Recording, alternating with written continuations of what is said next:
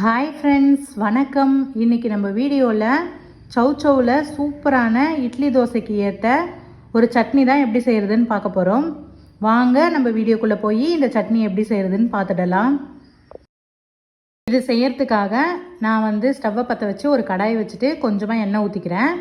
எண்ணெய் சூடானதும் ஒரு ஸ்பூன் அளவுக்கு உளுந்து, ஒரு ஸ்பூன் அளவுக்கு கடலைப்பருப்பு சேர்த்து நம்ம நல்லா வதக்கிக்கலாம். இந்த கடலைப்பருப்பும் உளுந்தும் கலர் மாறினதும் நம்ம ஒரு 2 பல்லு பூண்டை உரித்து போட்டுக்கலாம். அதுக்கப்புறம் ஒரு வெங்காயத்தை கட் பண்ணி வச்சுருக்கேன், அதையும் சேர்த்து நல்லா வதக்கி விட்டுக்கலாம். இது கூடவே காரத்துக்கு 3 காஞ்ச மிளகாவையும் சேர்த்துக்கிறேன். ஒரு தக்காளியை, சின்ன சைஸ் தக்காளி 1 கட் பண்ணி வச்சுருக்கேன், அதையும் சேர்த்து நல்லா வதக்கிக்கலாம். இந்த சட்னி நீங்கள் இட்லி தோசைக்கு மட்டும் இல்லாமல் சப்பாத்திக்கு கூட நீங்கள் வச்சு சாப்பிட்லாம், சூப்பராக இருக்கும். இப்போ நான் ஒரு சௌச்சௌவை தோல் எடுத்துட்டு ஒரு மீடியம் சைஸாக கட் பண்ணி வச்சுருக்கேன். இப்போ இது நல்லா வதங்கின உடனே நான் இந்த சௌச்சௌவை சேர்த்து நல்லா நம்ம வதக்கி விட்டுக்கலாம். உப்பு சேர்த்து வதக்கினீங்கன்னா நல்லா சீக்கிரமாகவே வதங்கி வந்துடும்.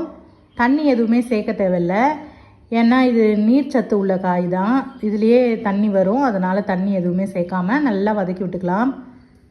இப்போ நல்லா வதங்கி அந்த சௌச்சௌலாம் நல்லா வெந்து வந்துடுச்சு. இப்போ நம்ம கடைசியாக ஒரு கைப்பிடி அளவு கொத்தமல்லியை போட்டு ஒரு கலரிட்டு நம்ம ஸ்டவ்வை ஆஃப் பண்ணிடலாம்.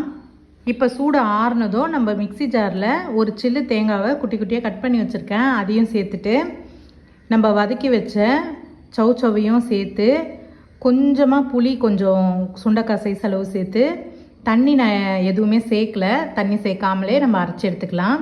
தேவைப்பட்டதுன்னா கொஞ்சமாக தண்ணி ஊற்றி அரைச்சி எடுத்துக்கோங்க. தாளிப்புக்கு நான் அதே கடாயில் கொஞ்சமாக எண்ணெய் விட்டு கடுகு, உளுந்து, கருவேப்பிலை, ஒரு காஞ்ச மிளகா கட் பண்ணி சேர்த்து வதக்கிட்டு நம்ம இந்த சட்னியில் சேர்த்தோன்னா சூப்பரான சௌச்சௌ சட்னி ரெடி.